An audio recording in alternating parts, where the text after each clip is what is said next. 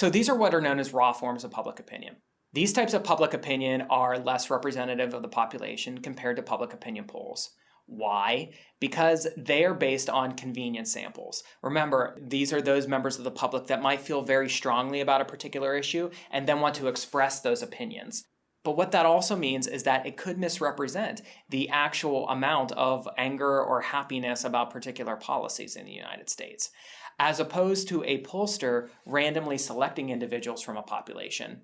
These individuals who feel a certain way are self-selecting into a sample. So what might some of these raw forms of public opinion look like? Well, if you pick up a hard copy of a newspaper, you might see something called letters to the editor. These are those individuals that have taken the time, and it does take some time, to write a short letter to the editor about any number of political issues that come before the American public. So this takes time and effort. You can imagine that the mom or dad with a newborn baby is probably not taking the time to write a letter to the editor when the baby needs fed or changed at 3 o'clock in the morning. Second place that you might see some of these raw forms of public opinions is online comment sections. Now, I'm guessing as you hear me say that, you might be cringing a little bit at some of the things you read in online comment sections.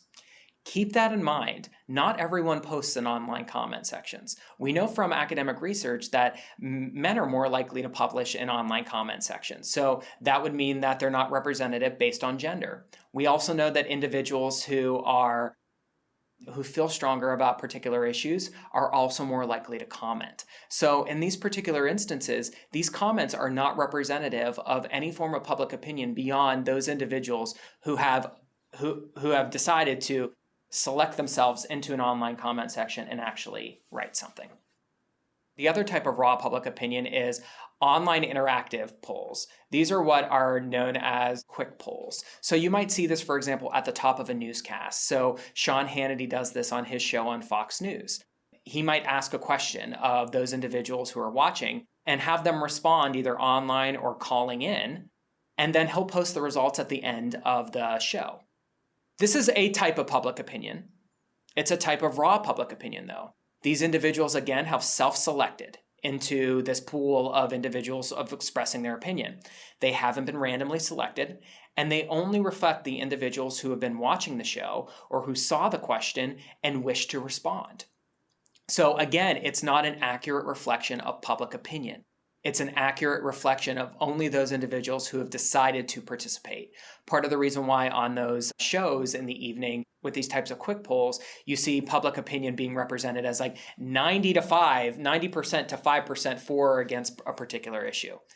It again goes back to partisan selective exposure, that we oftentimes are watching these shows based on political beliefs, and that these quick polls are essentially gauging the beliefs of all the partisans that are watching. So what might be some of the consequences of raw public opinion? And I've given you two examples here in terms of thinking about comment sections as well as these types of quick polls. What they can do is they can misrepresent the extent of true opinions in a population. That can be somewhat problematic. If we think that all individuals around us are thinking a certain way, it could influence, for example, how we interpret election outcomes, whether or not we believe the electoral process or the public policy process is fair. So this is important for understanding and assessing how public opinion is measured. Public opinion can have very real consequences for policymakers, for campaigns, as well as for citizens. And it's important to understand how individuals attempt to measure public opinion accurately to then understand what is the range of opinions that exist in the population. So we've now concluded our thinking in terms of public opinion. And looking at political beliefs and behaviors and understanding the attitudes that might exist, as well as how to measure these attitudes. In the next set of videos that we're going to be looking at in this particular module of the course, we're going to be looking at how individuals go on to behave and enact these particular opinions. So we're going to be looking at political participation and the various forms of political participation that our attitudes, beliefs, and values about the American politics engenders.